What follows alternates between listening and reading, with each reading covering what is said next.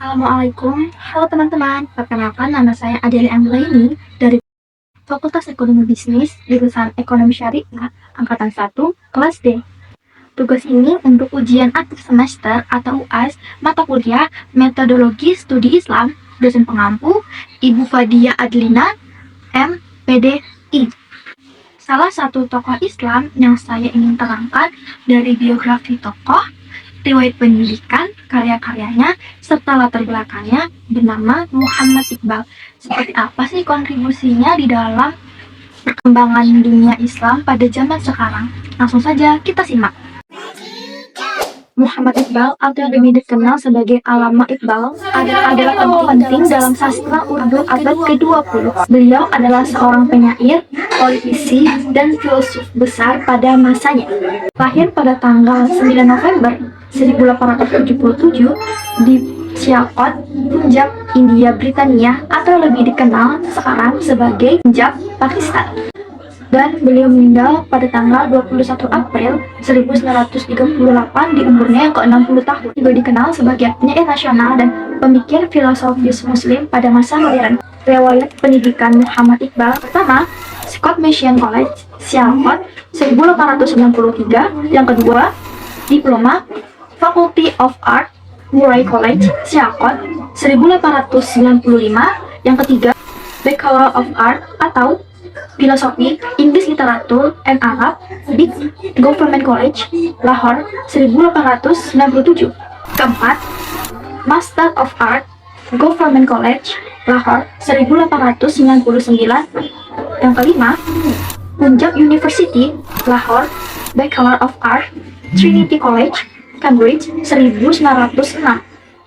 Dan terakhir, kelima, PhD atau filsafat, Ludwig Maximilian University, Munich, 1908. Masuk ke karya-karya Muhammad Iqbal, buku puisi pertamanya berjudul As-Sara'iq-Khudi, dan juga buku puisi lainnya termasuk Rumus I-Bequdi, Hayat-i-Masriq, Zabur-i-Ajam.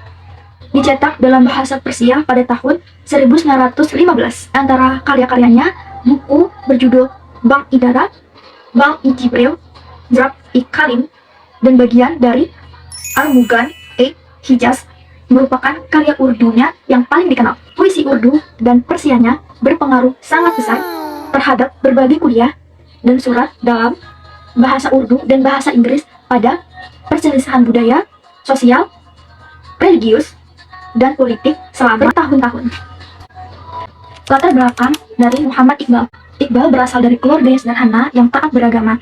Ayahnya bernama Muhammad Nur adalah seorang pegawai negeri, namun beralih profesi sebagai pedagang. Ayahnya selalu mendorong Iqbal untuk menjadi penghafal Al-Quran dan selalu mempelajari ilmu agama. Iqbal berpindah dari Punjab ke Lahore yang merupakan salah satu kota terbesar di India. Masuk Government College untuk meneruskan pendidikannya. Pada tahun 1897, Iqbal berhasil meraih gelar Bachelor of Art dan diberi kesempatan untuk melanjutkan program Master University di tempat yang sama. Di tempat itulah Muhammad Iqbal bertemu dengan Sir Thomas Alma, salah satu dosen filsafatnya. Dari dialah Iqbal mengetahui bentuk dan seluk-beluk filsafat. Ia ingin melanjutkan program studinya dan akhirnya berhasil pada tahun 1899 meraih gelar MA pada bidang filsafat, bahasa Inggris, dan sastra Arab. Ia juga aktif ikut berorganisasi sosial dalam bidang pendidikan dan kesejahteraan umat Islam. Lalu Iqbal diangkat menjadi staf dosen di perguruan tinggi untuk mengajar ilmu sejarah dan filsafat. Berkatnya, Iqbal dipandang sebagai pengajar yang berbakat. Pada tahun 1905, Iqbal mendapatkan beasiswa untuk melanjutkan pendidikannya ke benua Eropa. Pada tahun 1906, selama 1 tahun, Iqbal menempuh pendidikan di Trinity College, Cambridge dalam bidang hukum dan mendapat gelar Bachelor of Arts. Pada tahun 1908, selama 2 tahun, Iqbal belajar ilmu filsafat di Universitas Munich, Jerman, dan mendapat gelar doktor yang disertasinya berjudul The Development of Metaphysics in Persia.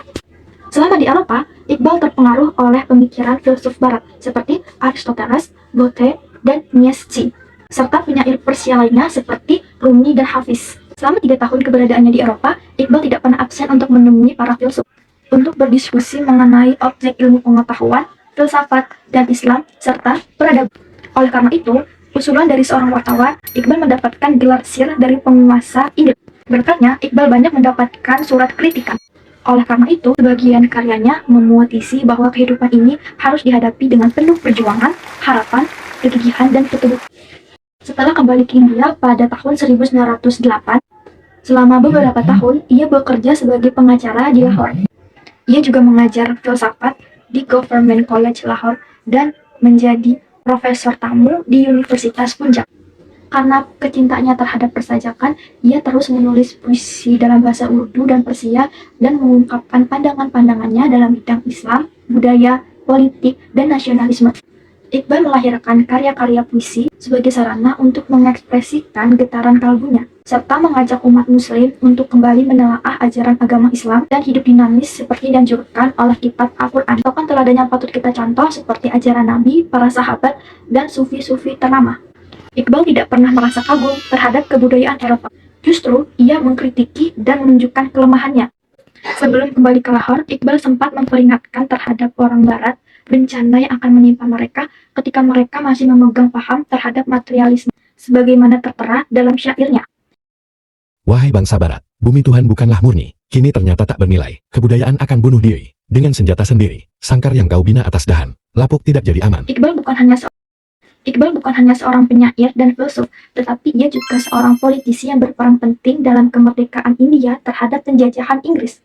Ia menjadi anggota Liga Muslim India cabang London pada tahun 1906 dan cabang Lahore pada tahun 1926.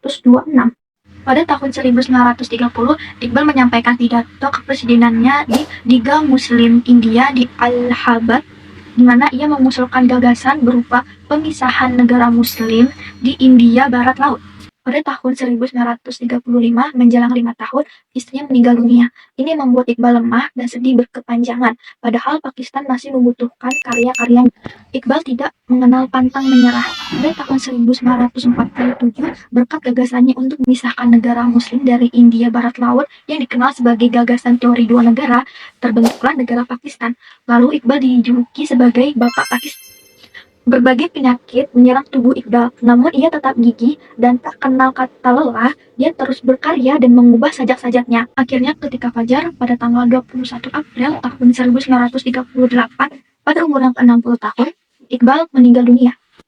Ia dimakamkan di dekat Masjid Baghdad Sasi dengan upacara kenegaraan. Iqbal meninggalkan warisan berupa pemikiran-pemikirannya yang menginspirasi banyak umat muslim di seluruh dunia. Ia memiliki berbagai julukan yang dikenal seperti penyair dari timur, bijaksana umat, dan pemikir Pakistan. Mengkritisi pemikiran tokoh. Muhammad Iqbal memiliki pemikiran yang sangat luas terhadap kehidupan manusia, terutama dalam konteks Islam. Latar belakangnya karena ia dikenal sebagai seorang penyair, politisi, dan filsuf yang memberi sumbangsi besar terhadap perkembangan Islam, budaya, politik, dan nasionalisme pada abad ke-20. Beberapa pemikirannya antara lain, pertama, Iqbal mengatakan bahwa Islam adalah ajaran yang dinamis, karena setiap ajarannya ini mencakup semua sisi kehidupan dan diterapkan di berbagai situasi zaman. Menolak pandangan bahwa ajaran Islam itu statis, kaku, dan tertutup. Sebaliknya, Islam itu adalah ajaran yang lebih kepada menghargai atau toleransi. Zaman sekarang ini, sikap toleransi masih sangat diperlukan, apalagi di keberagaman masyarakat saat ini. Karena dengan adanya sifat toleransi, kita lebih paham akan perbedaan di setiap manusia, apalagi di Indonesia ini dengan keberagamannya yaitu Bhinneka Tunggal Ika. Karena agar terhindar dari perpecah belahan masyarakat, yang dimana perilaku menghargai tidak lagi dilaksanakan dengan semestinya. Pemikiran kedua, Iqbal mengatakan bahwa manusia adalah makhluk individu sekaligus makhluk sosial. Manusia merupakan makhluk sosial yang artinya membutuhkan orang lain untuk bertahan hidup. Tiap orang memiliki hak dan kewajibannya sendiri. Terpenuhinya kewajiban dan hak sesuai dengan porsi masing-masing tiap individu menciptakan keharmonisan dalam masyarakat. Namun, di Indonesia saat ini, hak asasi manusia atau HAM sangat jomplang dalam memenuhi kebutuhan tiap individunya. Itu terjadi karena adanya hak istimewa bagi para pemangku tinggi dan hak yang tidak dilihat untuk para kaum menengah. Artinya, perlunya penegakan hukum kembali dan keikutsertaan rakyat dalam menuntaskan masalah ini, agar tidak memperkeruh yang berakhir buruk pada suatu negara. Iqbal memiliki pandangan yang kompleks tentang internasionalisme dan nasionalisme. Pemikiran ia akan pembentukan negara-negara muslim yang merdeka atau terlepas dari negara jajahan seperti negara Pakistan. Namun, yang saya lihat di abad ini, abad 21 yaitu 2024, untuk mempertahankan negara yang merdeka itu sulit. Bahkan, sesama umat muslim dari negara maju saja dihalangi pergerakannya untuk membantu sesama umat muslim dari negara yang dijajah. Mungkin bukan cuma dijajah, melainkan sudah di tahap genocide. Iqbal pun menyerukan untuk berdialog dan bekerja sama antar bangsa-bangsa. Itu bisa saja mungkin terjadi, namun tidak sepenuhnya dapat menghentikan perilaku kejam mereka. Lantaran perebutan wilayah sudah ada sejak berabad lamanya. Menurut saya, sudah semestinya sebagai umat Islam selalu memantau kondisi saudara kita yang berada di tanah peperangan melalui media sosial untuk menyebarkan hal baik dalam menyebarkan informasi terkini. Jangan mudah termakan hoaks dan pastikan lagi kebenarannya atau dicek. Tidak lupa selalu berdoa untuk saudara kita yang berada di sana agar mereka mendapatkan kemenangan di tanah airnya. Penutup.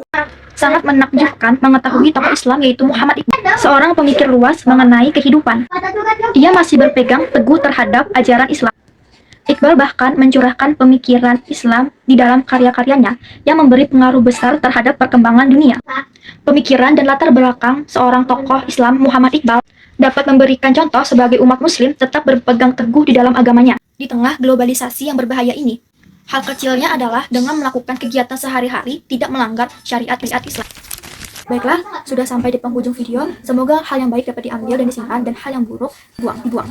Demikian dari saya. Wassalamualaikum warahmatullahi wabarakatuh.